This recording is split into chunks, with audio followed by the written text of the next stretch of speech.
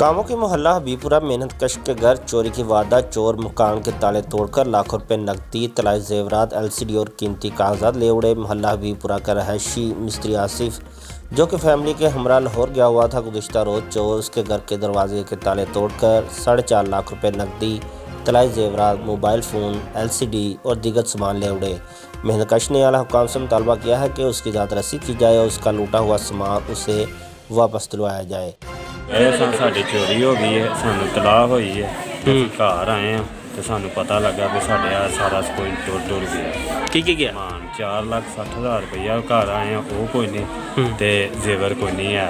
उस तो अलावा मोबाइल ने 2, वो कोई नहीं सी है। गड्डी के कागज़ सन, वो भी कोई नहीं है। इस अगे ते अल्लाह काम अगे साडी अपील है भी साडी मदद की जाए।